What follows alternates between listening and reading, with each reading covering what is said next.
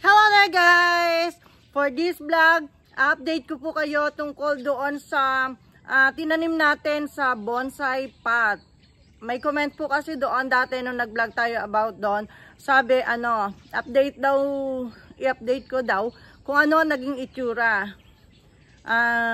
Dahil meron yata rin siyang gano'n na puno na maliit na gusto rin niyang pagandahin. Kaya eto, panoorin nyo kung ano na itsura nung tinanim ko sa bonsai pot.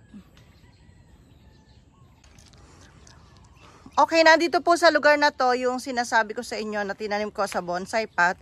Nasa open area din po siya. Naka full sunlight. Pero marami siyang kasamahan dito. So ayan na po yung isa. Ngayon ko lang siya naisipan na i-vlog. Yung flower niya ay hindi na ganun kaganda. Halos palipas na. So, ito po yung isa.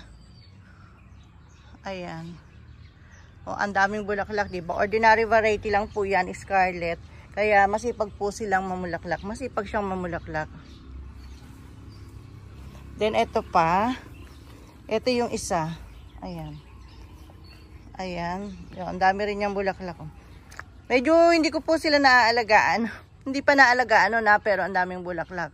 Hindi ko sila masyado naaalagaan kasi tingnan nyo, kung napapansin nyo, yung pinakalupa niya nahuhukay, nababawasan kasi yung hose namin malakas. Dapat kasi po pag ganito, ang dinig lang dito, yung tinatabo lang para hindi nagagalaw yung lupa. Since maraming hapon diligin, hindi na siya maibukod. Or gumagalaw pa yung kanyang puno. So sabi ko, doon sa isa nating kasama dito sa garden, lalagyan ng pinaka-guide, parang extender. Yan, lalagyan ng pinaka-bakod na ganyan. And then lalagyan ng lupa para makaporma ng gusto. Makatayo yung puno. And then gumanda yung ugat. Ayun. Pero sayang, ang dami na niyang flower. Hindi ko pala naasikaso kahapon. Saturday weekend, Saturday and Sunday, nandito ako sa garden. Ngayon ko lang kasi napansin, Monday, papasok na ako. Ngayon ko lang naisipang i-vlog. Matagal ko nang tinitingnan to madaming ginagawa ang lola nyo. So, ito pa yung isa. Ayan, ang dami rin niyang bulaklak. Nakapahiga na ganyan. Maganda po yung ganito, yung ini-style para hindi nakakasawa. Tapos, ito yung isa. Nilagyan ko nga ng wire. So, ayan na siya, Ayan. And then, ito pa, yung sanga niya. Teka, lihis natin. Hindi makita. Ayan. Ganito naisipan ko naman gawin dito sa isa. Kulay orange to. Itong naka-upward position, isang sanga niya dito. Ayan. Tapos, binend. Tapos, yung ibang sanga niya. Ayan.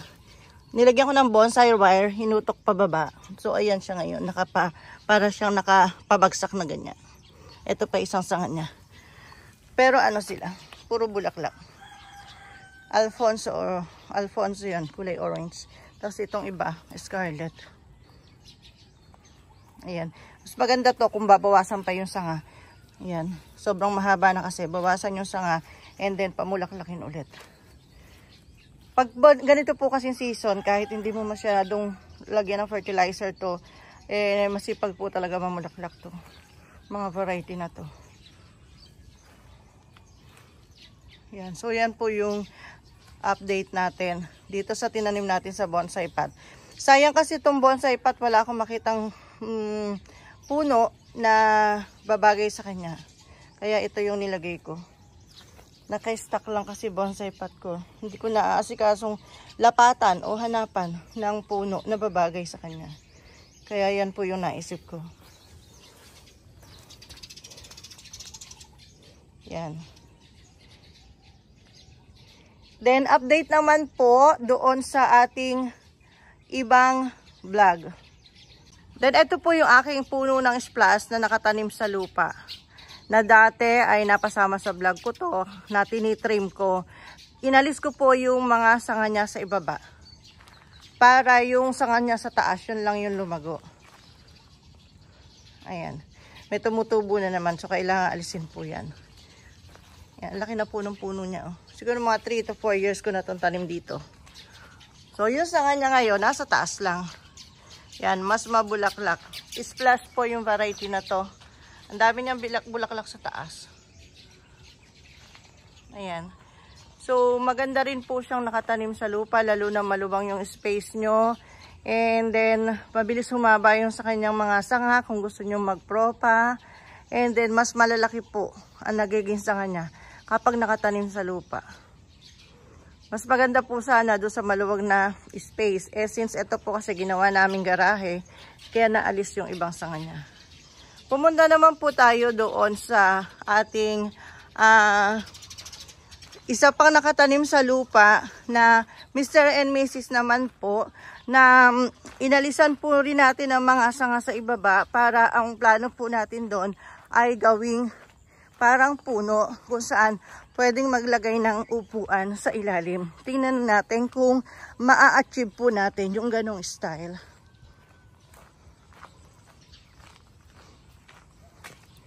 Ito. Ayan siya, oh. Kita nyo, super daming bulaklak. Ito po. Ayan, super daming bulaklak, di po ba? Ito po si Mr. and Mrs. ay may kwento, kaya nagpuro bulaklak po siya. Posibleng yun din ay isa sa dahilan kung bakit siya nagpuro bulaklak. Kasi po, meron taga rito na ano, yung nag-aaral po ng pharmacy. Ayan po, laki na ng puno niya. Nag-aaral ng pharmacy, nagagawa yata ng thesis about sa dahon ng bougainvillea. Ano daw po ito kasi, yung, ano ba yun? Nagagamit na gamot. Anti-inflammatory, ayun. May anti-inflammatory properties ang dahon ng bougainvillea. So, yun po yung gagawin nila.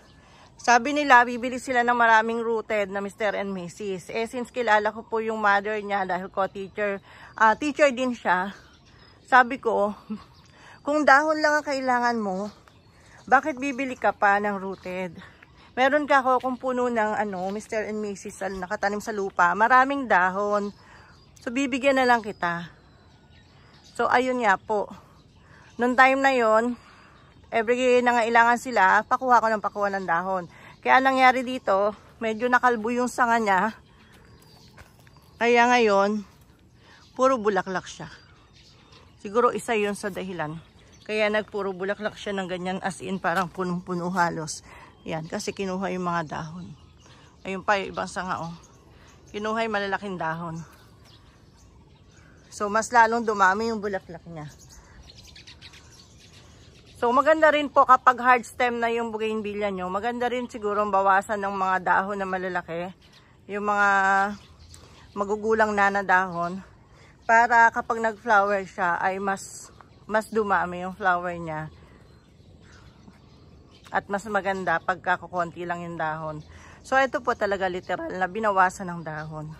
So, yung plano po nung alisin ko yung mga sanga sa puno sa bandang baba, na-achieve na po dahil kung maglalagay tayo ng upuan dito, talagang magagamit na natin siyang lilim dahil sobrang malago na yung kanyang mga sanga. Ganda, no? Yan, pwede ka na maglagay ng upuan dito sa ilalim. Tambayan, kape-kape. Kaso, hindi pwedeng magkape lola nyo dahil nagmamadali, papasok na sa work. Laki na ng puno niya. Tinanim ko kayo kasi yan sa gulong, eh. Tapos may guide po siya na tubo na bakal, kaya hindi siya tumagilid. Yan, inagapay. Halos yun yung pinaka naging guide niya, kaya hindi siya tumagilid. Lumaki siyang nakatayo. Yan, dami ng mga sanga. So, yun yung kwento ni Mr. and Mrs. Pero, achieve na po na pwede talaga siyang gawing lilim, kung saan pwedeng maglagay ng upuan para makapagkape. So, yan po yung mga updates sa ating mga vlog. Ayan. And that's all for today's vlog. Kaya kung may bougainvillea po kayo, wag po kayong magsasawa na umisip ng idea kung paano ang magandang gawin sa kanya para mas maging unique siya At mas magandang tingnan sa mata para hindi nakakasawa ba, ganon. Ayan. Ganda po ng grafted ko na to, no? Yan, puro ano po siya, puro bulaklak. Nandito yung pinakapuno niya, ang lalaki. Yan, order na po ito ng isa sa ating mga suki na RS pa lang nung makita niya, sabi niya, ay gusto ko yan, i-grab mo at sa akin, bibilin ko. So, ayan na po siya, ma'am. Ang ganda-ganda. Ang ganda-ganda.